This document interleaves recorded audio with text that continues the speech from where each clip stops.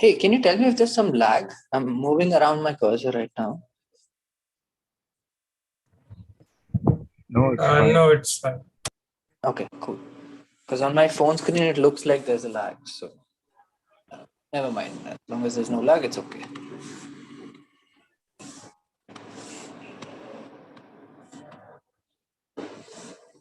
All right, so just let me know when to start. And I'll begin. It's going to be an empty screen like this.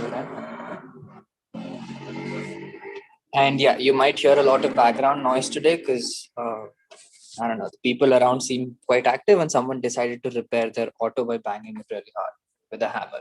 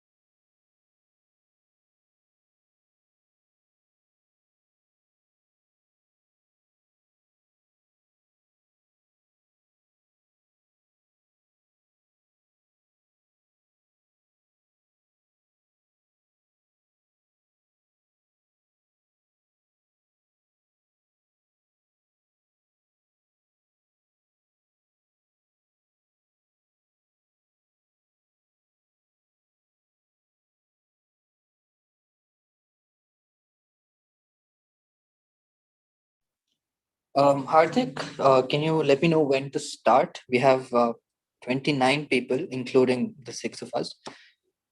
Can we start?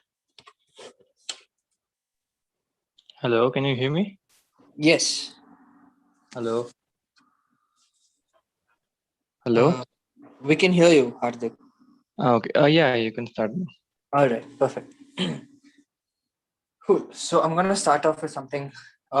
So welcome everyone to this fine Tuesday evening. Today we're going to be talking about relativistic electrodynamics. But before we start off, can you all hear me properly? Because my internet's been really glitchy. Can you all hear me? Yeah, we can. Yeah, Okay. yes. All right. So this presentation, I'd like to point out that was made on LaTeX using this package called using this document class called Beamer. And so if you're trying to understand how it looks and everything, this is a good chance to see how it looks and how you can go about it.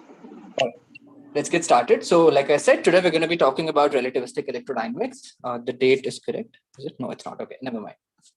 Just a moment. I opened the wrong PDF.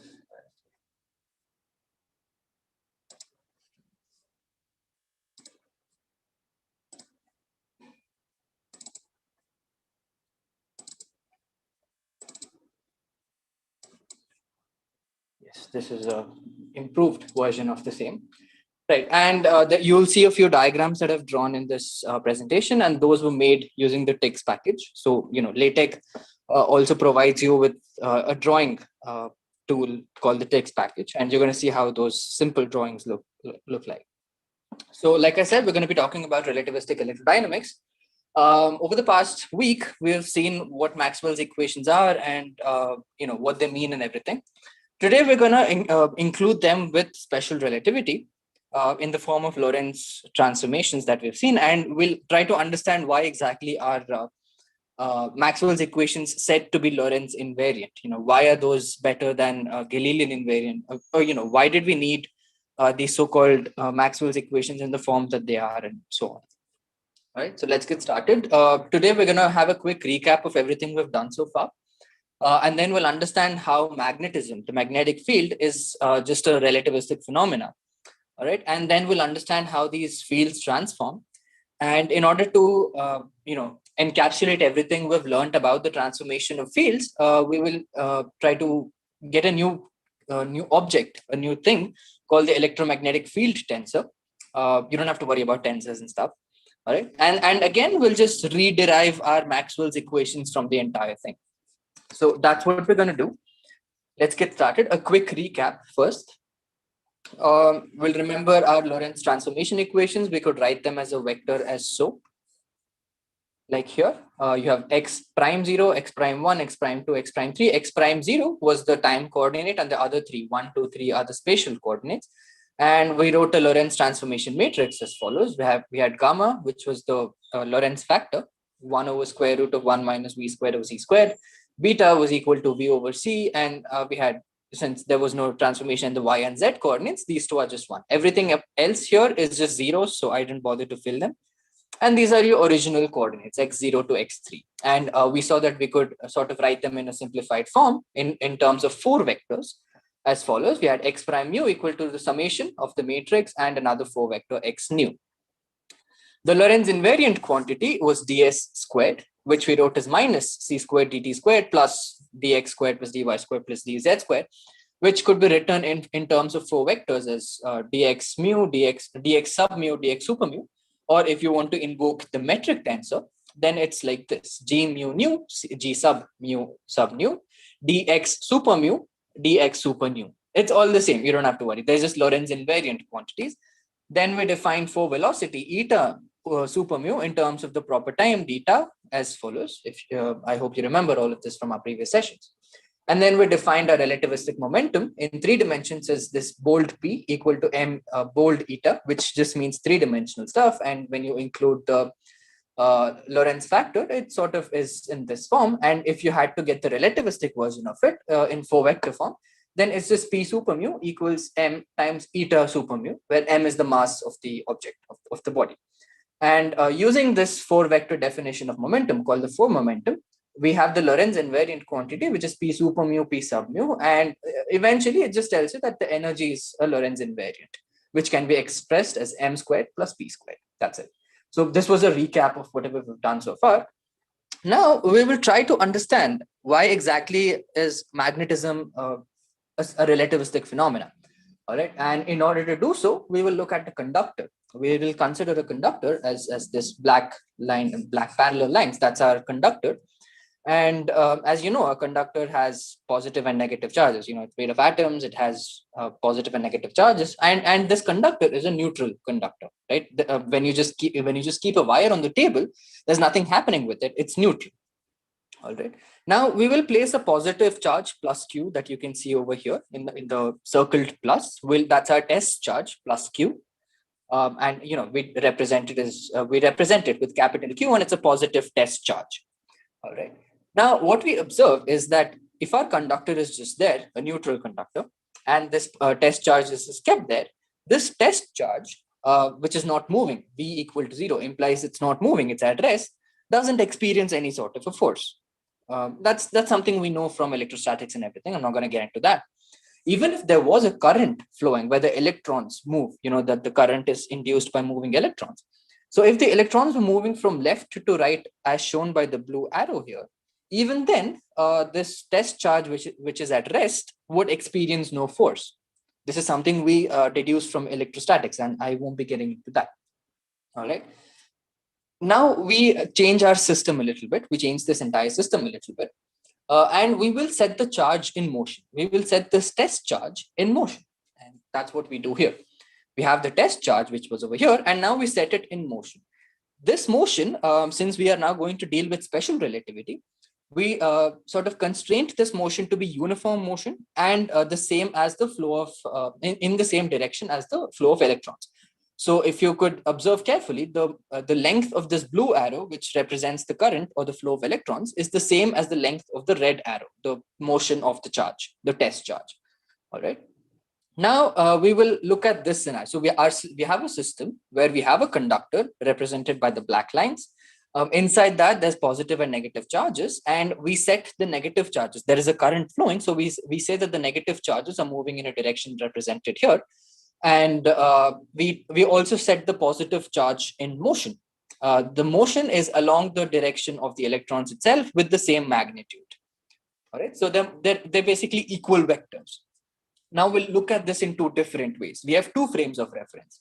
One is our frame of reference, the one with which we're looking at this entire system as a whole, as this entire thing. The other frame of reference is that of the charge itself. So we will zoom down to the reference frame of the charge itself, and then we'll try to see what's happening there. So let's dive into that. All right. Now, first, we will consider the reference frame of the charge. All right. We will stoop down all the way to the level of the charge, and we'll see what's happening. So now what this charge sees is, because it is moving with the electrons, it will observe the electrons to be at rest. It's like two of your friends, I mean, you and your friend are going on a bike on a one-way or let's say a two-way road, and you're going in the same direction. Then relative to each other, you and your friend, you both are at rest, and everything else is moving in the reverse direction, right? If you're going straight forward, if both of you are going straight forward, then for you, your friend is at rest. For your friend, you are at rest. But everything apart from you both is going to move backwards, right? This is something that you'll have to imagine. All right. So this is exactly what the test charge sees as well. In the frame of reference of the test charge, the electrons are at rest. So in this case, the negative charges are at rest, and the positive charges move in the opposite direction. So let me see if I can draw that, since I haven't mentioned it here. Oh, it's in white color, is it? Just a moment. Let me change this to red. And yeah. It's not drawing on this. That's sad. Never mind. So I hope you do get the idea of what I'm trying to tell. This drawing thing isn't working for some reason. But what the test charge sees here is that the positive charges, the red ones, are moving behind. They're moving in the opposite direction, opposite to that of the blue arrow. All right. Now here's where we invoke special relativity. Okay, so that's what the first point is all about. For in the frame of reference of the test charge capital Q, the negative charges are at rest and the positive charges are in motion in the opposite direction. All right. Now we invoke special relativity. Why? Because the charges move at somewhat of a relativistic speed. Let's just assume that the electrons do move at a relativistic speed, and I'll get back to that in a while. Okay. So from special relativity, if you're moving along the direction of motion, you experience length contraction, also called the Lorentz contraction. All right. Now, I'm assuming everyone has gone back and studied about the effects of special relativity, or you're already familiar with this, right? Moving objects appear contracted. That's the whole idea of this.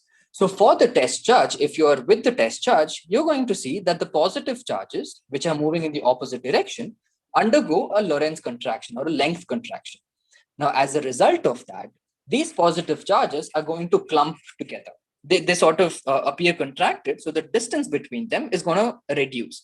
So if you compare this picture on this page right now, where the pluses are so close together, with the previous picture where the pluses are sort of at a distance, the difference is that in the frame of reference of the charge, these positives are clumped together. All right. Now, compared to that, relative to that, the negative charges in the frame of reference of the test charge Q aren't moving, right? So, in other terms, the test charge Q sees the minus to be at rest. All right. Now, if you were to compare the positions of the pluses and the minuses, the plus does undergo a Lorentz contraction or a length contraction, but the minuses do not. So, relatively, you will see that the minuses, I mean, the test charge would see that the minuses are a bit more spread out than the pluses. As you know, I've tried to over exaggerate the effect here in order to understand. But one thing that I'd like to point out is in all the diagrams that I've drawn, there are exactly 7 positive charges and 7 negative charges. All right, there's seven pluses here and 7 minuses over here. And again, here there are 7 pluses and there are 7 minuses. Okay. So in order to, if you want to visualize it that in that way, what this test chart sees is that all the 7 are clumped up together, but the minuses are sort of spread out. So in a given cross section, if you consider this black lines to be the limit of the conductor that you're considering, like, a small cross section of it, 2 of the minuses are left out because of the relative spacing of the negative charges, right? So if you compare it in that sense, what this test chart sees is that for a given section of this conductor between the black lines, there are 7 positive charges and only 5 negative charges. So in effect, there's a higher density of the positive charges. All right. So what the test chart sees in its frame of reference is that it sees a bit more positive charge than the negative charge. I've tried to over exaggerate the effect here. It's not actually so spaced out and everything, but the net effect remains the same. All right. What the test chart sees is a higher density of plus than the minus. Now we know from basic like and unlike charges that like charges repel, right? So in the frame of reference of the test charge, which is already positive, it is experiencing or it is seeing a net positive charge in the conductor. All right, and because of that, it's going to get repelled from the conductor. All right, because this entire conductor is now positively charged for the test charge, and as a Excuse me. result, yeah, go ahead. Yeah, my question is why we neglect the last two negative charges? No, so we don't neglect it. It's more like the net effect that you're seeing. So what I'm trying to tell you here is we're considering a small section of the conductor, and we're trying to understand what happens in just that part. All right, it's like a small section. We're not neglecting it per se, but in the frame of reference of the test charge, it appears as if it's neglected. It's not actually neglected, but it appears as if there's a bit more positive than negative. We're not neglecting anything here. The word that I use, the reason I have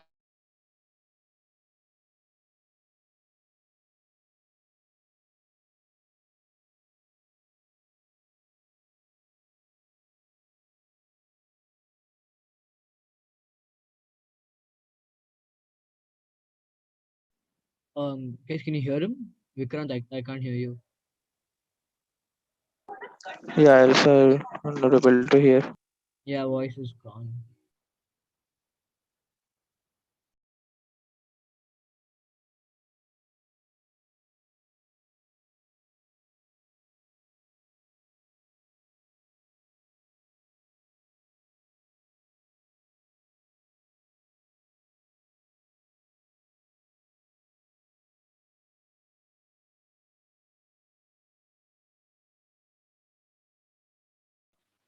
Hello, Vikrant, we can't hear you. Yeah, I guess he's trying to fix that problem. That's why he's not moving around his cursor. All right.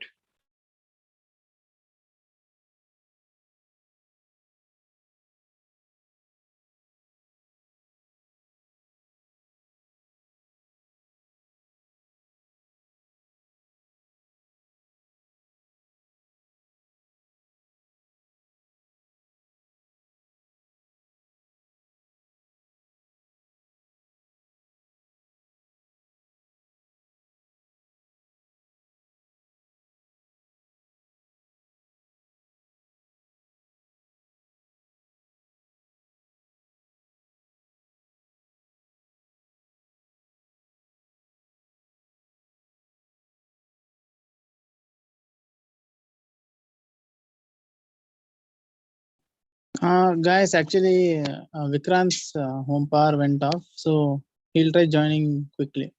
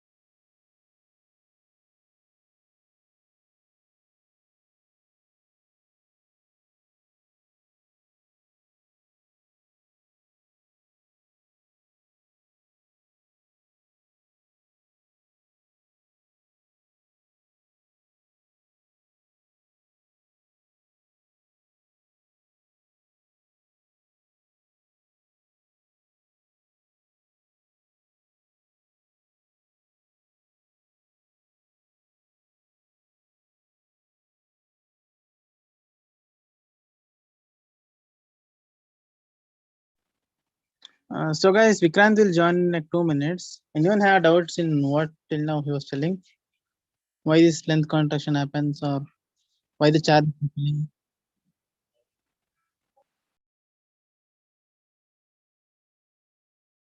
Yeah, I have one doubt.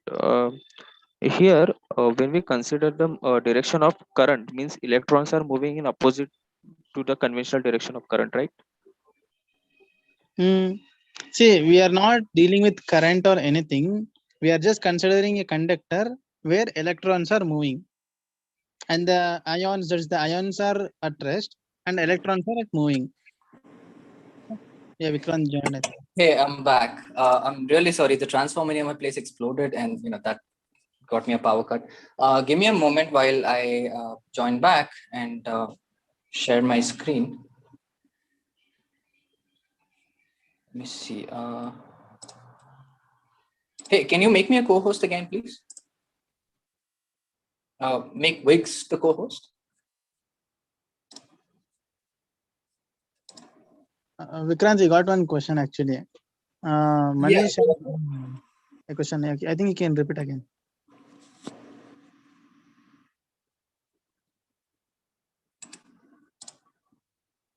One sec. Hardik, can you hear me? Yeah. Yeah. Make sure there are no Wix in the meeting. Just kick out all the Wix that are there. I'll join fresh from my computer. Okay. Yeah. Before I join, make sure you've kicked all the Wix out. Yeah. No, I don't think I have the. Wait, how? You're the host, right? So I think you can kick people I'm out. on my phone, so I don't have this thing. Okay. Hold on. Oh, yeah, I got it. I got it. Yeah. Okay, All right, done. Okay. Now there's a new Wix. Can you make that account co-host so that I can share? Yeah. All right. Perfect. Let me share my screen. Sec. Yeah. There was a question, I believe. Can you tell me what the question was? Manish asked the question like, here are we considering the electron to go in the reverse direction as we generally see? I think that was the question. Yeah, the direction of electron is opposite the conventional direction of current, right? So Yeah. here we consider. So the conventional current would actually have been. Wait, can you see my screen? Yeah. Yeah, right. So the conventional current would have actually been opposite to the blue arrow. Do you Okay. get it? Does that make sense? So what I'm considering here is the actual motion of electrons itself. We don't have to bother about conventional current and everything.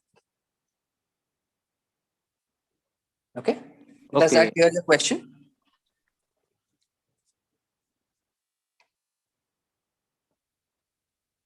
All right, I'm gonna assume that everything's all right. Any other questions? I'm really sorry for the glitch that happened. Any other question that I can answer before we move on? All right, so I'm gonna assume there's nothing, and I will move on. Now, for some reason, my laser pointer stopped working, so I hope you can still see my cursor where it's moving around.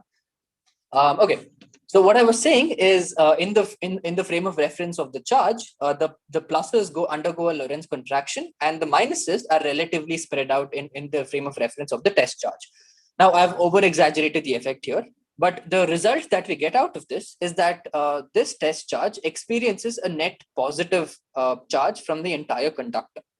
And as a result, since positives and positives undergo repulsion, this test charge sort of repels away from the conductor, which is why this curved arrow, which is pointing away from the conductor.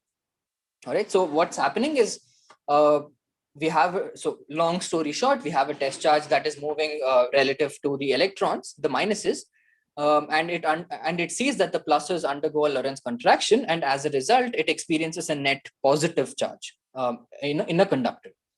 Okay, and as a result of that, it repels away from the conductor. All right, this is in the frame of reference of the test charge itself. But we have another frame of reference to compare it with, which is our own frame of reference from where we are observing everything that is happening. This is our frame of reference, okay? And in our frame of reference, what we see is, so if you go back here, I just had a charge that is moving, and suddenly now I see it get deflected, right? Out of nowhere, I see this thing getting deflected. And that doesn't make sense to me if I just look at it for the first time. Because for me, this conductor is supposed to be neutral, because all in all, the positive charge density is equal to the negative charge density.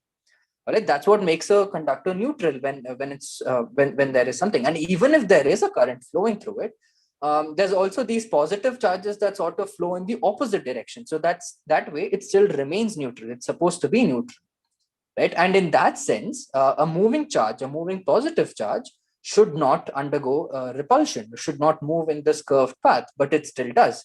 So what's happening here? That's our question. All right. So we understood that why exactly does this test charge repel away? But in our frame of reference, we know for a conductor that carries a current, there is a magnetic field around it. That's Faraday's law. That's what Faraday told us, that when there is a conductor that is carrying some electric current, there's a magnetic field formed around it. And we already know that. So now we have two separate facts, right? We have the fact that when there's a current in a conductor, there's a magnetic field. And on the other hand, we know that for the test charge that we're considering, it experiences a net positive charge. All right, so we're kind of looking at the same phenomena of repulsion in two different frames of reference. And the only thing that is changed here is the field.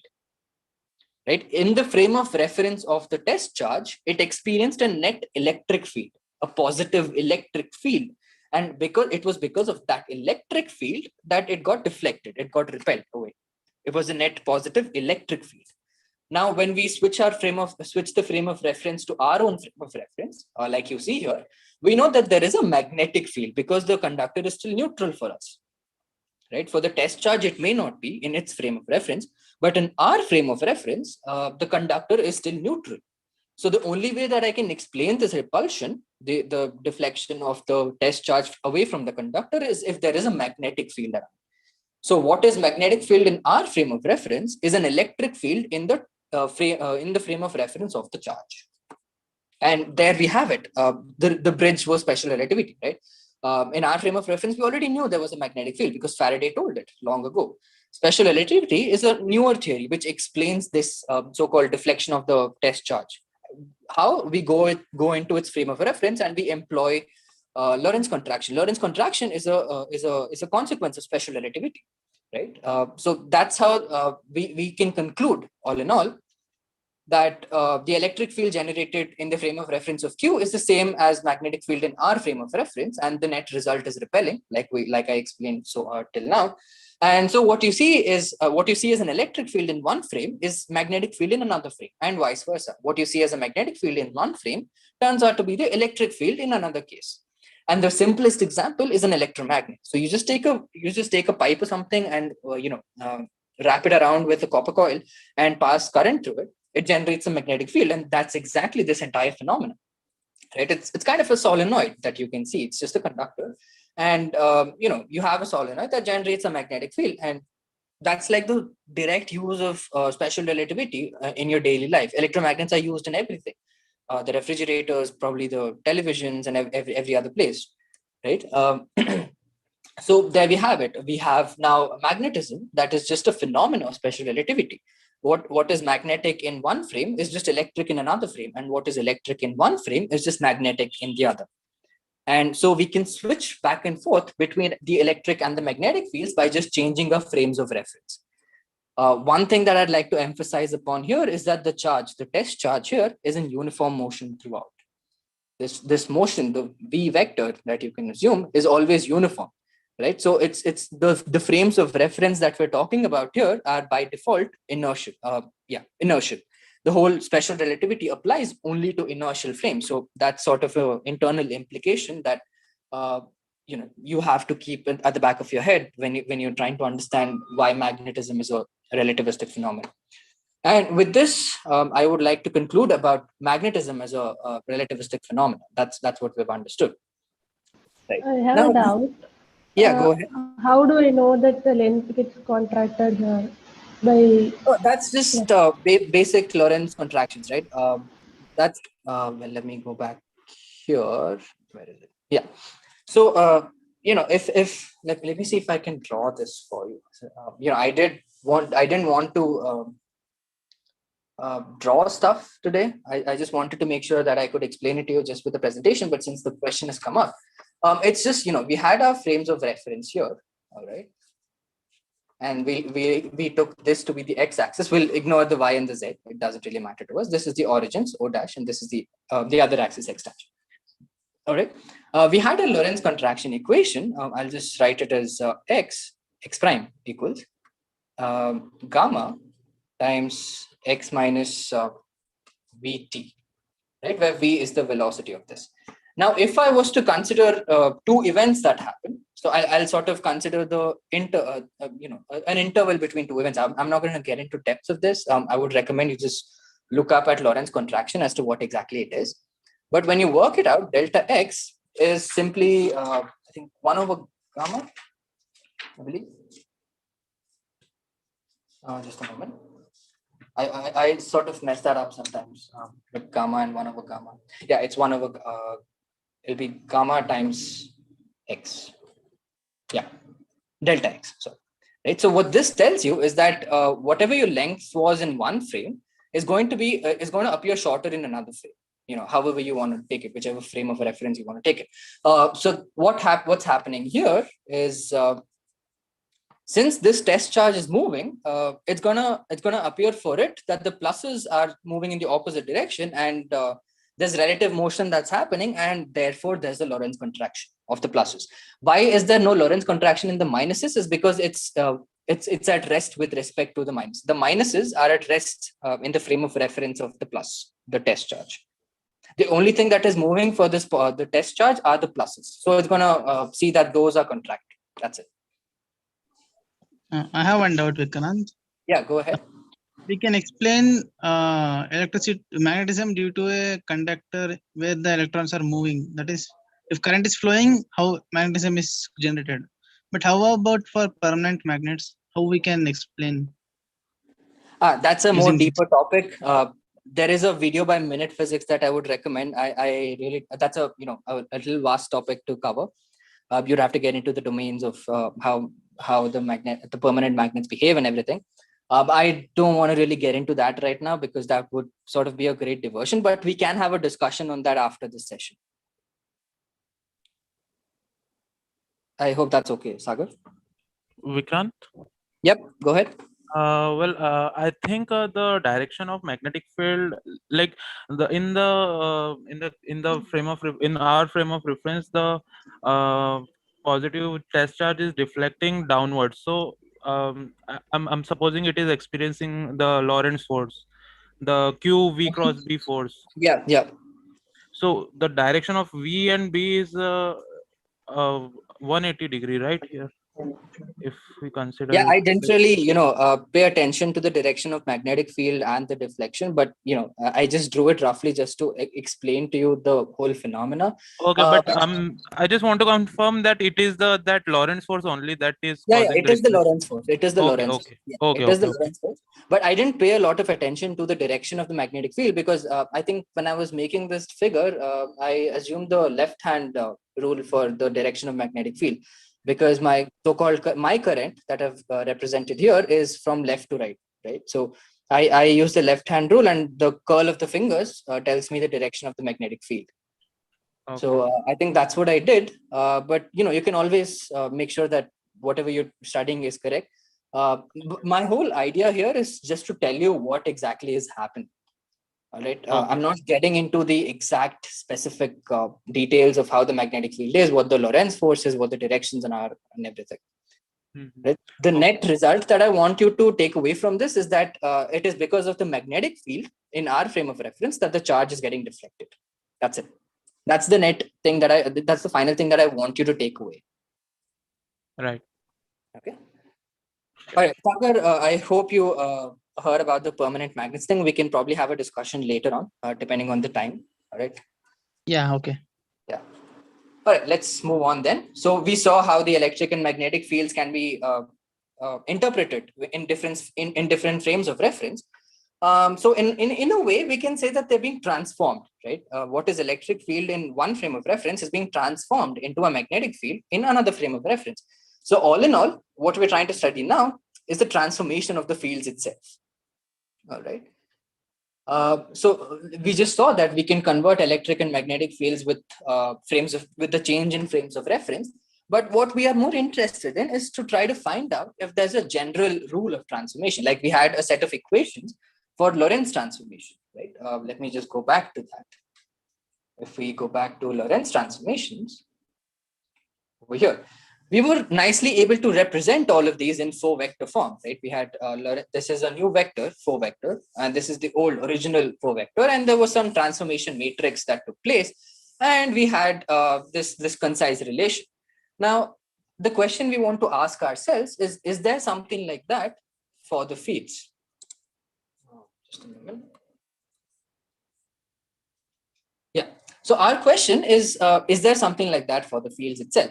Now, one thing that we can directly observe is that both E and B are three-dimensional. They have their components in all three dimensions, right? So maybe there is a 4-vector form, but when you try to study it, you realize that it cannot be represented as a 4-vector because of the vector, because of a few assumptions that have to hold.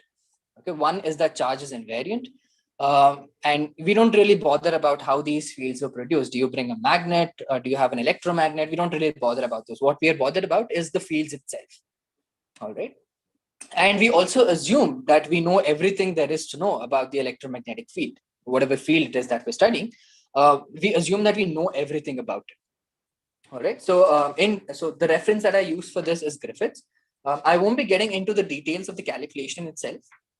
It's a bit long and a tedious calculation, but what you can what you get out of the entire thing is that the electric and the magnetic fields transform as follows. So if we have two frames of reference, one that is moving with a uniform velocity v, that is over here, the v's that you see here is the velocity of the frame of reference that is moving with the uniform velocity v, like I said.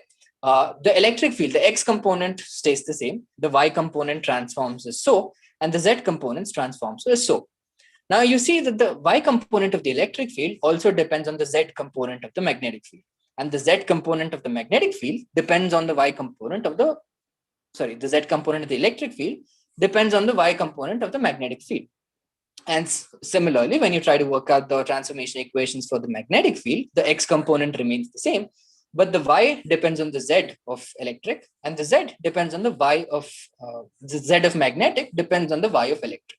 Why exactly is there this dependence in everything? You will understand once you go through the whole working of how you get these transformation equations. That I won't be discussing the entire thing. right? But what we take out of that is we assume two specific cases. All right. So in our stationary frame of reference, if there is no magnetic field, then there is some electric field that is there in the other frame of reference. And in our frame, if there is no electric field, then there is some magnetic field in the other frame of reference. Right. So this is the whole point that we were trying to make in the previous thing, where what is electric in one is magnetic in the other. All right. Now, again, I won't be getting into the details of these equations and their exact interpretation, but that in the end, that's what they mean. What if there is... Sal, can you go to the sorry, Vikram, can you go to the previous page for a second? This one? Yeah. Yeah. Are you noting it down? Yeah, thank you. Yeah, I was just writing down the last equation. Oh, don't worry. I'll send you this presentation. I'll send it on Discord later on. So yeah, Sure. you can go through the entire math and work it out yourself later on. Yeah, Vikram, hello. Yeah, my question is, if we means if we zero the electrical magnetic field in our frame of reference, then then in moving frame of reference, like in inertial frame of reference, that field will be vanished, because if here it stops, then there also will stop, because they are producing relatively with. So that's what we were trying to point out here, right? In the frame of reference of the test charge here, there is only an electric field. There's no magnetic field, right? But when we change our frame of reference to our frame of reference, there's only magnetic field. There's no electric field here. Okay. Right. So that's what these 2 points tell us. That in our frame of reference, okay, let's look at this. Okay, in our frame of reference, we apply this. There is no electric field, but there is a magnetic field, V prime, in the other frame of reference. Right. Okay. Right. But if we go down to the frame of reference of the charge, there was no magnetic field, but it experiences an electric field. This E prime. Okay. This so they experience due to the relativistic phenomena. Yes, exactly. Okay. So yeah, basically, if E or B is 0 at a particular point in one system, then in any other system, they're sort of related by these two equations. That's it. So you can convert one from the other and so on. That's the whole point of this thing, right? So there exists some transformation that is the whole point that I'm trying to make here. From one frame of reference to the other. Yeah. There was someone who was telling something. Yeah, I was asking. We cannot say for sure that both the electric and magnetic field are existing. Like if you change frame of reference, one vanishes and one appears. But like it is fields are also relative things. Like yeah. So what we're telling here is we're considering only two very specific cases where all the components of the magnetic field vanish and all the components of the electric field vanish. But these are only two very specific cases, right? In general, we have these transformation equations. And you see, even if the X component of both of them are 0, there is still the Y and the Z components that still take place. They still exist. Okay. Right? Or even if, let's say, the Y component of something vanished, there is still the Z and the X component, right? So the cases that I've mentioned here is if all EX, EY, and EY, Z all disappears at the same time. It's a very specific case that I'm trying to tell. All right. So the whole point of this thing that we've done here is just to show that these fields do transform. There is some relation that helps us transform from one frame of reference to the other. These are the so-called field transformation equations. All right. Now, there's just 6 equations, and it's very tedious for me to keep writing these 6 equations again and again and again. So what I would like to do is sort of compress them into a single quantity, like we did with 4 vectors, right? When we go back to 4 vectors, let me go back to 4 vectors. We had this big matrix and everything, but we just wanted to simplify our notations and we wanted to write it as a single quantity. So we wrote this entire column vector as X prime mu, and we wrote this entire matrix as lambda super mu sub nu, and this column vector again as X super nu. Right. So our aim. Yes, sorry, there was someone. Yeah, Please do. I was asking that if we bring the magnet near the conductor, so it represents our reference frame or what? I'm not entirely sure I get the question. Uh, I have written in the chat box. Can you see? Okay, if we I bring could. a magnet near a conductor, it feels a magnetic field. And if we bring test charge, it feels electric field deflection. Okay, first of all, your conductor is it conducting? I mean, is there a current flowing through it or not? And is your test charge moving or not? So it's like if you have a wire and if you just keep a magnet near it, nothing's gonna happen. Or same, if you just have a wire and you keep a charge near it, nothing's gonna happen. The only thing when happens only if you move the magnet and if you move the charge around, right? And that's the whole point that I was trying to make, which is over here. Right. So if we just have a conductor and if I keep a test charge here, which is at rest, nothing's going to happen. Even if there's a conductor that, even if there is a current in it and the test charge is at rest, nothing's going to happen. The only thing stuff happens when this charge also starts moving. So if you move the magnet or if you move the charge, that's when it feels this deflection and everything.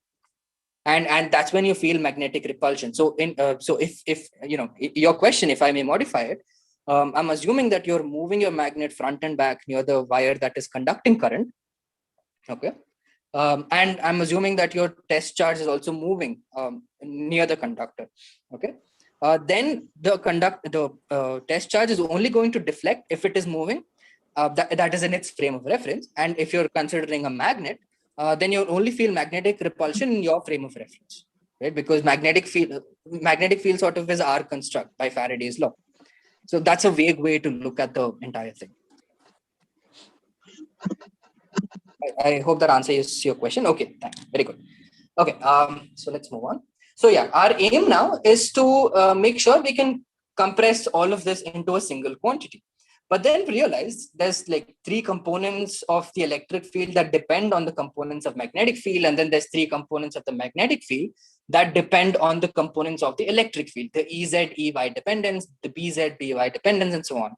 Right. And if your Lorentz thing happened in some different way, if it wasn't moving along the x-axis, but if it was moving along the y-axis, then the equations change a little bit here and there. And then similarly, if it was moving along the z-axis, then the equations would look a little different. So in the end, what I'm trying to tell is that the transformation equations or the single quantity that we want to represent is not as simple as a 4-vector. Okay, you can't represent it as just a single column matrix.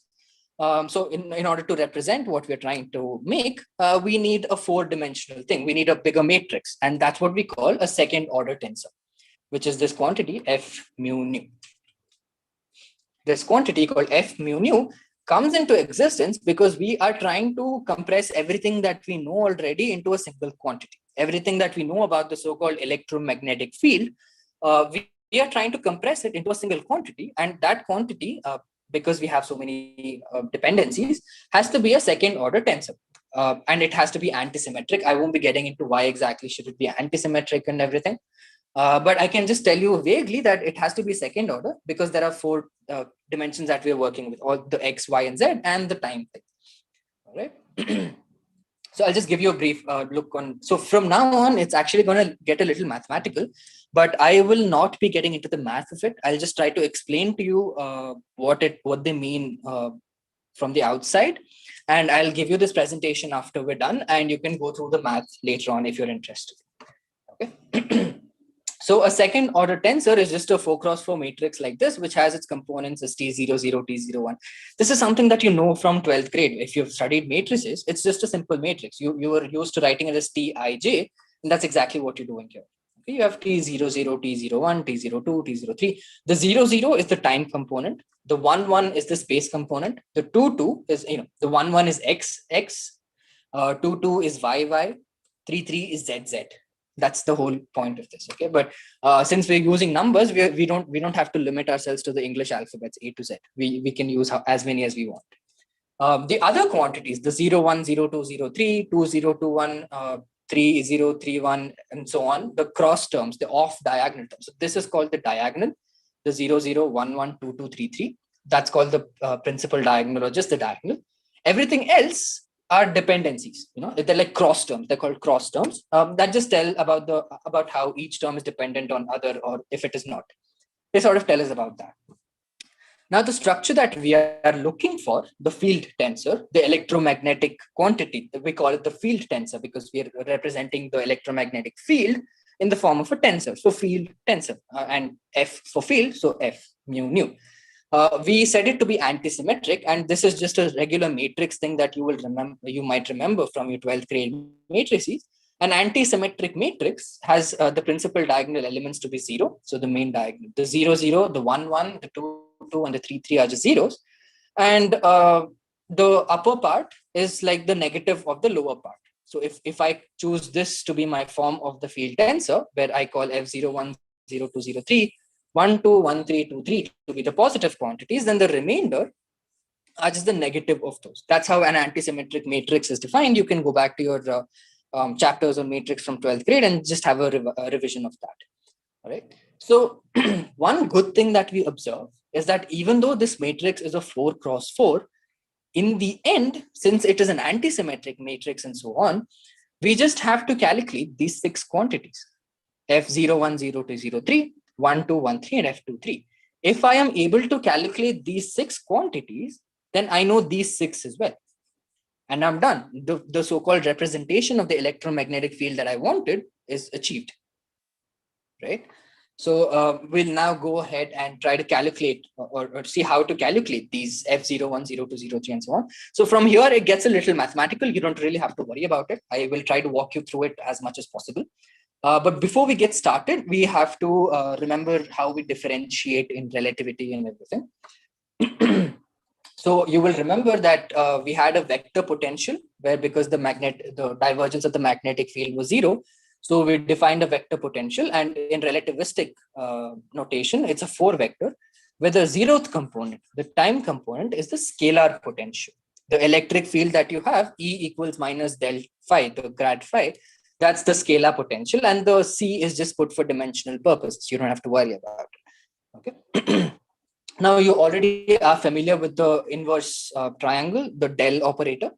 When you try to bring that up to 4 dimensions, you also have a time component, which is the time derivative, and this entire quantity, the part fancy dou with subscript mu, is called the covariant derivative. You don't have to worry about all of that.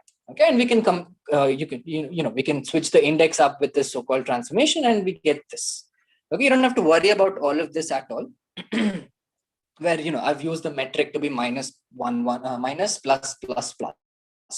And why do we have minus plus plus plus? We'll have to go back to our initial thing here. It's because of this. We have a minus dt squared plus dx squared plus dy squared plus dz squared, and that's where the minus plus plus plus comes in. Okay, so let's move forward. Yeah. And we just play around with the Maxwell's equations a little bit. So like I was saying, we have the divergence of magnetic field is 0, which implies that it can be expressed as the curl of some other vector function, the vector potential. And we have Faraday's law, which tells me about the curl being related to the magnetic field. And we also remember that if the curl is 0, then it can be expressed as a negative gradient of a scalar function. Now, if you combine all of these facts, you get this particular expression for the electric field, which says that the electric field is the negative gradient of a scalar function minus, let's say, the time derivative of the vector potential. You don't have to worry too much about all of this. But what it essentially tells you is that the electric field is a combination of electrostatics. Right? The first term is about electrostatics. And you can easily check that if the charges are stationary, if the charge is not moving, then there is no magnetic field produced. Then the curl of E is 0, and you get E equals minus del phi. But if you were to consider that the charges are moving, then there is a magnetic field, and as a result, this extra term comes in. Right? It might get a bit too complicated. Don't worry about it. All I'm trying to say here is the electric field depends both on the scalar potential and on the vector potential if the charges are moving. That's where the whole field of electrodynamics comes in. The dynamics is because the charge is moving. If it wasn't moving, then you have electrostatics. Static as in it's not moving. That's the first term. And if it is moving, then you have the second term, a combination of both. That's it. Okay. Now, using this definition of electric field, no, Sagar, dA by dt is not similar to displacement current, because displacement current deals with the change in electric field with time, not the potential. Okay, so if I had dou E by dou T, that would have been displacement current, not dou A by dou T. You can call this to be some sort of a vector current. There's no fixed term for it. We don't have to worry about it either. Alright. Yeah, I have one question. When the Mhm. charge is moving, then it also associate with that grad phi and as well as dou A by dou T. Both are Yes, associated with this. with the moving charge. Yes. Yeah. Okay. So why do we have that? If the charge is moving, why do we need the first term? It's because if you go down to the frame of reference of the charge itself, it's not moving. It's the world around it that is moving. Correct. That is why we still have the first term. It's like if you're moving in a car, you are sitting in the car still, but the world is moving behind you. The outside world, the world outside the car is moving in the opposite direction. But for someone who's standing on the ground, it is you who is moving and the person on the ground is standing still. So that's why we have a combination of both terms, depending on what the frame of reference is. Yeah, I hope that clears your question. Yep. Yeah. Okay. So using this definition, now that we know that the electric field can be represented as grad phi and dou A by dou T, we realize something over here. Okay. This phi, so this phi that we've written here is the time component of the 4 vector potential. A0 is this phi. There's a C missing, but that's okay. Okay. And this bold faced A, the vector A, is just the other component of the vector potential. So what we realize is this electric field can be written in terms of just the vector potential. You have A0 as the first term and then the A as the next term, right? Now, if we combine this fact with this sort of a matrix, what we can deduce, which I won't be telling you as to why exactly is it, because this is something that even I don't understand really well. But I've put the reference for where I took this from. It's a book called Classical Electrodynamics by Hans C. Ohanian. You can have a look at it later. We can always come back to that. Okay. So what combining everything that we've known so far, what we realize is we can represent the field tensor, the electromagnetic field tensor, as just the derivative of the vector potential with the indices interchanged. Why did we interchange? Is because it's antisymmetric, so they're not going to count. If they're same, then we get a 0 in the middle term. So the only time these two are same, when mu equal to nu, is where 0 0 1 1 2 2 3 3, and that just becomes 0. So those terms are 0, right? So that's sort of satisfied. The only thing that we're left with is to find out 0 1 0 2 0 3, and then 1 2 1 3, and then 2 2 3. Right? These are the things that we need to find out. And if you just put in the derivative that we've learned over here, right, and then the corresponding components A0 and then A1, A2, A3 is all here. If you sit and evaluate all of those 6 components, what you get is this form of the field tensor. This 4x4 matrix of the field tensor is as follows. You have Ex, Ey,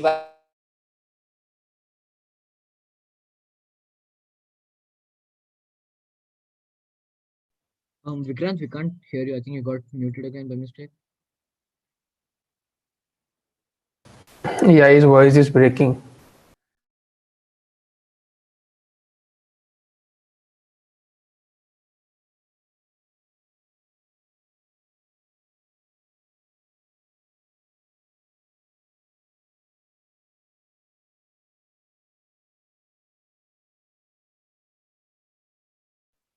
Maybe his power went again, I guess.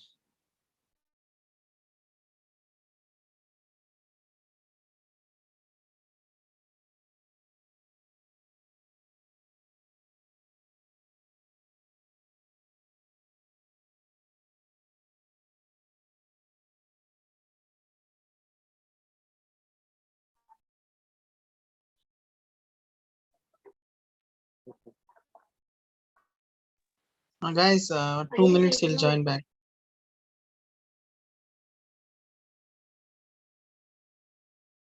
hey. Yeah, we can hear you.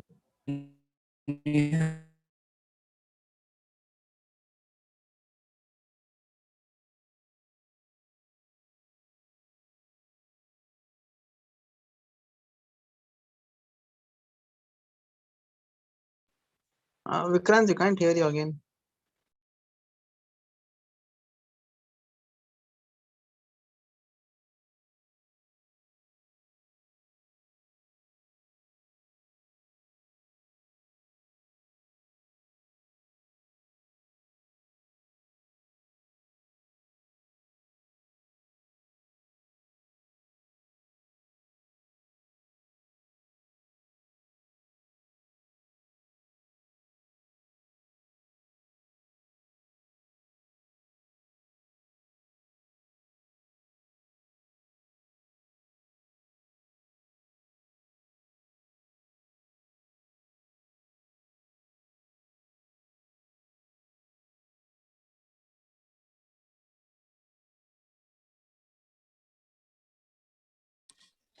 Okay, now again. Your voice is breaking. Yeah, I think it's the bad internet. That's because of the weather.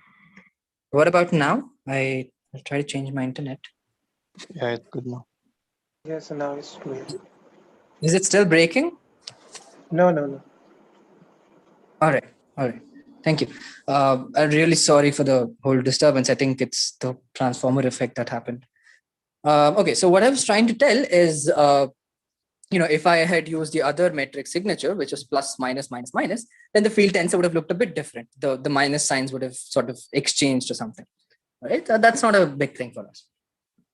Now, the whole point of doing all of this is because we want to make sure that our electromagnetic field in the end, at in the bigger picture, is Lorentz invariant, right? When you apply a Lorentz transformation, you want to sort of make sure that the things that you're trying to observe, the Maxwell's equations that you have, don't change, right? And in order to do that, you define a dual tensor.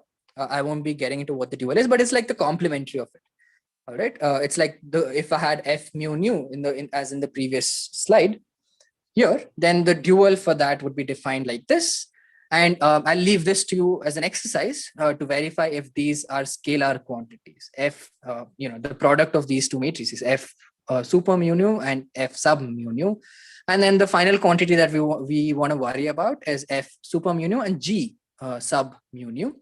And what you will realize is all these three quantities are scalars. They're just like either the square of the magnitudes of the electric fields and the magnetic fields, or it's a dot product of the vector electric and the vector magnetic field.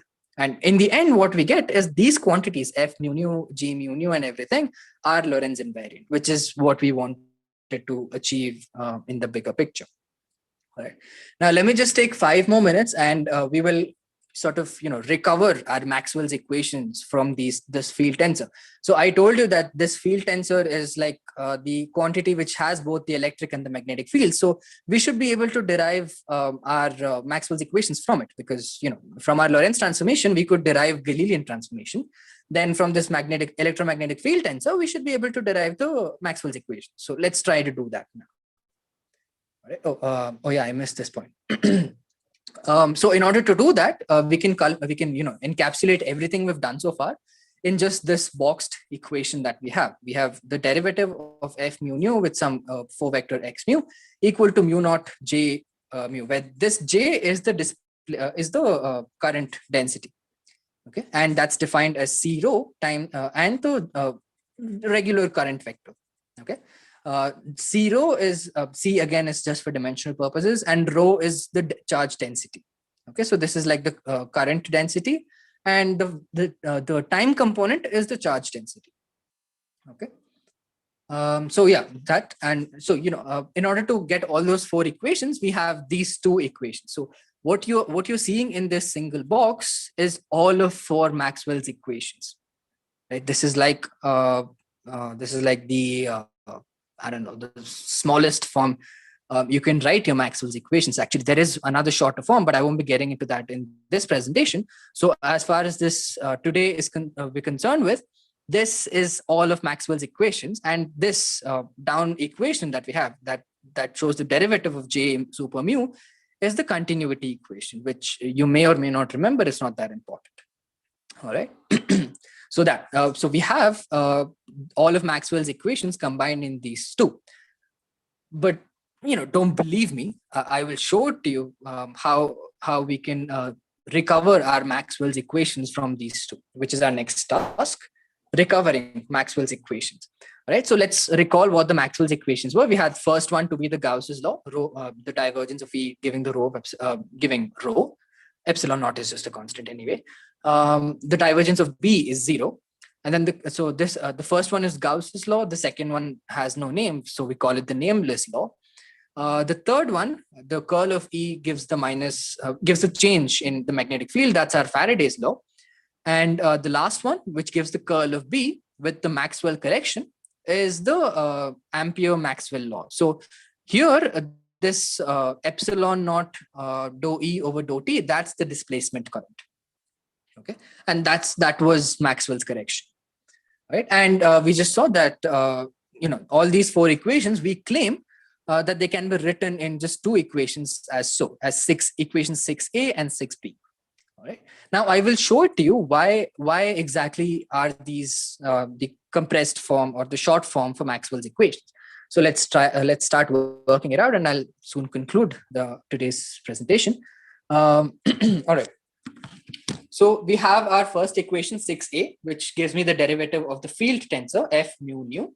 What we do is we'll set mu equal to 0 in equation 6a. So what we're essentially left with is f0 nu, differentiated with respect to x nu. Now, one thing that I never mentioned throughout is we have a summation convention that is at role here. And all that tells me is that whatever the repeated index is, which is in this case nu, the Greek letter nu, which is at the top and the bottom, I just have to sum over all of them, put all the values and add all of those respective quantities. All right. So what I'm supposed to do with this nu is first I put 0, 0 on both, and then add that with 1 and 1, and then add that with 2 and 2, and then add that with 3 and 3. So what this single derivative means is it's actually the sum of 4 terms as so. All right. Now, if you were to put the components, f00 we saw was actually equal to 0. Right? f00 is just 0. All right. And then similarly, you can put f01, 02, 03. It was ex over c, ey over c, ez over c. So you can take that 1 over c common factor, and what you have is this. And if you recall, this is just the divergence of the electric field. So we can write that as the divergence of the electric field multiplied with 1 over c.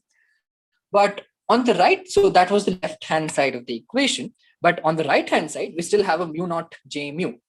And in the first thing that we're doing here is we're setting mu equal to 0. So what we basically have on the right-hand side is mu naught j0. And from our definition of the current density is J0 is 0. Right? J0 is 0. So we'll put that here. And if you cross multiply, c squared equals 1 over mu naught epsilon naught. We saw that from the wave equation long ago. You get back your Gauss's law, which is the first Maxwell equation. We get back this in the exact same form, right? So, okay, seems like I do get my Maxwell's equations from equation 6a. But we're people of science, and we would want to verify if we get all 4 equations. We've got the first one. What about the second, third, and the fourth? I think the fifth, there is a error in the code that I've made, but that's okay. There's no fifth here. Okay. All right. So to get another Maxwell's, I won't be going through this, but you can vary the values of mu in the first one, and then set mu equal to 0 in the second one, and then you get the nameless law. And then if you vary mu as 1, 2, 3 in the first equation, which is 6a, then you get the Ampere-Maxwell law.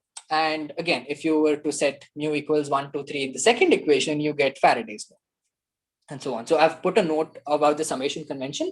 It just means that whatever is your repeated indexes, you just add over it. So, I have 3 equations here, 1 mu, 2 mu, and 3 nu, right? All it means is I get components out of this. So my final result should be the sum of all of this. Okay.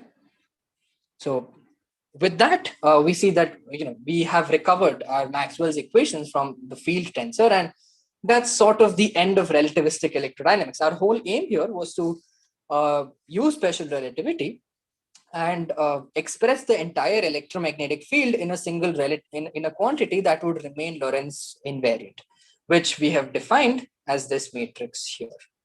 This is our main whole thing of relativistic electrodynamics. And after this, what we have done is called the covariant formulation of electrodynamics, which you can go back and read. But yeah, and with that, I conclude today's session. Sorry, I've overshot by 7 minutes, thanks to the glitches that I've had. And I'll show you my references. It's these two books, Griffith's Electrodynamics, which I'm sure all of you are already aware of. And the other is Classical Electrodynamics by Hans C. Ohanian. For the people who, you can just go over to Discord, and you remember I put a link for, I put a Google Drive link with all my books. You'll find these two books there as well. So if you're interested, you can go back and read about relativistic electrodynamics from these two books as you wish. And Jackson, of course, is also a good source. And I conclude today's session. Thank you for your patience, and really sorry about the glitches that occurred. Vikram, I have a question. Can you have a book of Basudev Ghosh of electromagnetism? Sure. Can you just tag me on Discord and just put the name of the book so that I don't forget? Okay, I will. Yeah.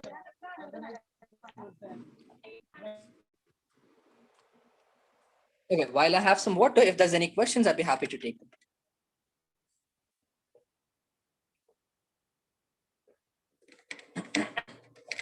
Oh wow, there's no questions. Wow, that's surprising. Did I miss something in the chat box? Let's see. I have a confusion actually. Go ahead. In our general mechanics sense, when we study electrodynamics or electrostatics, then we consider that electric and magnetic fields are actually there. They are not like vanishing or something. But when we go to the like when things going to the near to the speed of light, then we can see that electric and magnetic field can convert into one another. So how is this happening? Okay. So the thing, now here's where you will have to understand the chronology of events that occur, right? Electric fields and magnetic fields were sort of discovered long before relativity. You know that Faraday's law, Gauss's law, they're a bit old. Now, what happened is when relativity was introduced and Maxwell's equations already existed, people came to realize that, hey, wait, I have an electric field and I have a magnetic field already. I know about stuff and I know how they're related by the Maxwell's equations. But now I also have special relativity, right? So what I realized, what they realized back then is that they're just forms of each other, right? That's the whole realization of why we have relativistic electrodynamics. Until then, they were thought to be separate stuff, electric and magnetic fields. They had no relation. Okay. But then Maxwell came along and then he said electric fields generate magnetic fields generate electric fields, and so on.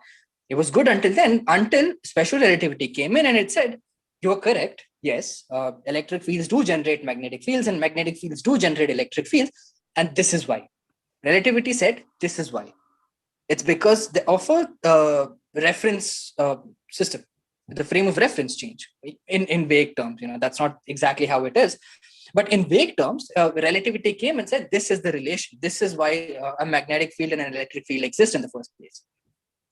So you're saying before relativity, there was no like a solid proof how these two are interconverting.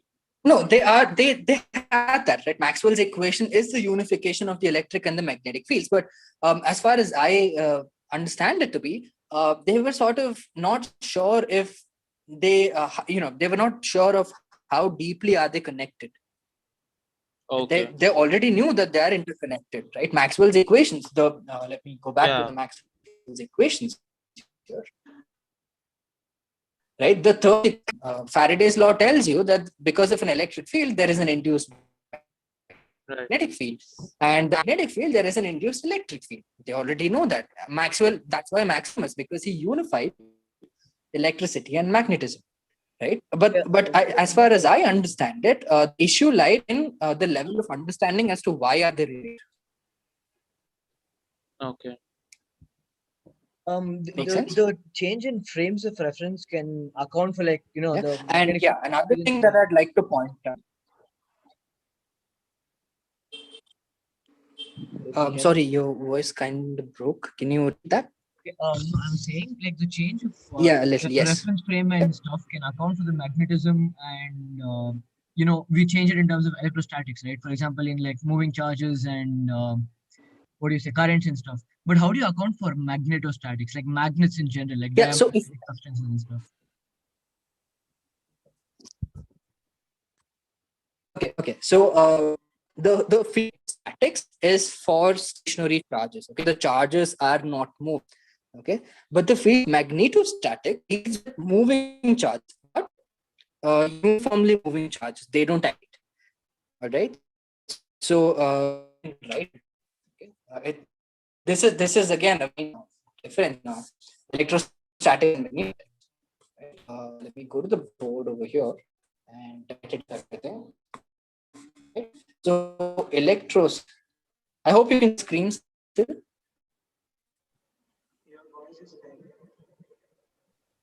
Yeah, but your voice is breaking a little bit. Okay. Okay. Sorry about that. What about now? Nope, still breaking.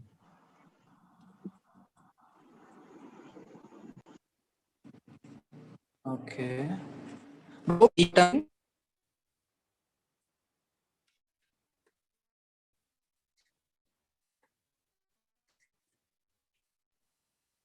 Still breaking, but I can't hear.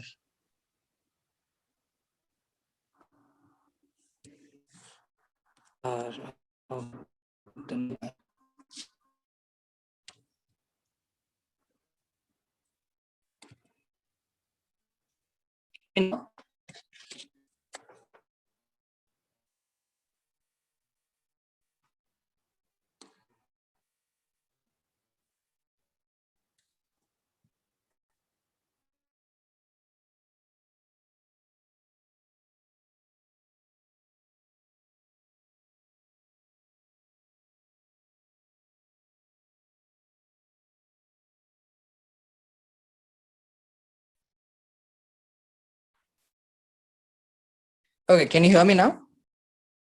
Yeah, we can hear you. I can hear you. Yes. Okay, good. So I hope you can see what I'm writing. Yeah.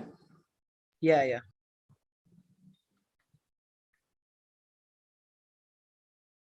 All right. So the whole field of electrostatics is the study of stationary charges. Okay. So there's one simple equation to look for. It's del cross E. Okay. I'm gonna color code now. Red is electrostatics. Okay. And blue is magnetostatics. Okay. Now, if you were to look at electrostatics, my curl of E would be 0. Okay. But if I was to look at magnetostatics, my curl of E would be this. Okay. So magnetostatics deals with moving charges. And there itself, you sort of get an idea why there is a magnetic field that we'll have to consider. And that's what we were trying to accomplish with the magnetism as a relativistic phenomena slides, the initial slides. The charge was moving, and that's why it got deflected. If it was just there, then there is no magnetic field that we'll have to consider. Okay, maybe I framed the question wrong. I meant, like, what about magnetic fields that have nothing to do with moving charges? Like, you have a magnet, a bar magnet, right? You don't have moving charges in it, do you? Polarization. Yeah. Okay. So I think the question you have is of permanent magnets. Yeah, right? yeah, permanent magnets. Yes, that's what I meant. Okay. Permanent magnets have a magnetic polarization. Okay. So I don't quite remember a lot at this instant because it's been quite a while since I've studied permanent magnets. But I can just vaguely tell you, and I highly recommend that you go back and look at this. Is if you have a section of the permanent magnet, a rock or something, it is internally divided into domains or something, right?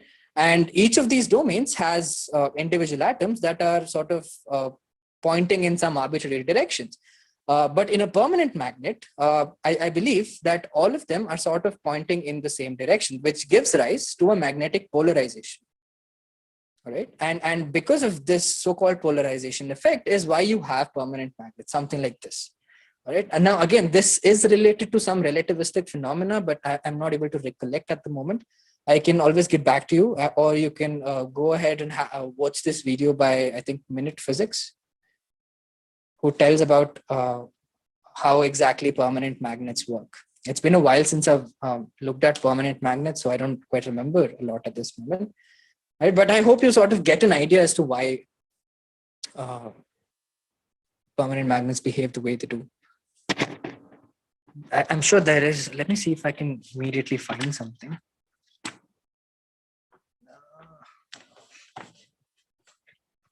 All right. Meanwhile, are there any other questions? I have a doubt regarding electromagnetism. Yeah, go ahead. What means now, as we see in one frame of reference, if it is electric field, with respect to another frame, it is like magnetic field we are seeing, right? Yeah. But electromagnetism phenomenon, if you see, it occurs due to mutual oscillations of that electric field and magnetic field only. No? Wait, sorry, your voice broke in the end. Can you repeat? Electromagnetism? Electromagnetism is nothing but happens because of mutual that oscillations of that electric field and magnetic field, right? Those are electromagnetic waves. Okay. If these fields oscillate, then they produce electromagnetic waves, and those propagate. They move in space. These are just fields. They're just there. In this case, so no electromagnetism is occurring. No. We're not gonna. We're not considering the propagation of the fields. We're just looking at how they are. Okay. Yeah. So it's like I have a magnet kept on my table, and it has a magnetic field. That's all I'm looking at. That's it. Yeah. Okay, so as of now, I don't think I find the section on permanent magnets, although I do remember seeing it somewhere. Maybe I'll get back to you on permanent magnets, but yeah, I do recommend you watch that video because, you know, I really don't like magnetic fields much personally. Yeah, me neither. Yeah, consider me biased, but yeah. I feel you, bro. I feel you. Yes, ferromagnetism here. How would you produce a permanent magnet? Yeah, so like I said, it has to deal with, I mean, it does deal with domains and everything, domains and their no, like I get that. I just want to know how you could explain it using, you know, special relativity. Yeah, that's where I am sort of you know, forgetful at the moment. But yeah, about the permanent magnet, the reason they exist, or you know how you can make a permanent magnet is by applying an electric field, and then you just set them in domains and everything. A hysteresis loop, which I'm sure you're already aware of, right? Yeah. Any other questions? Let me go back to the presentation, which is yours. All right. If there's no other questions, then I think we can call it a day.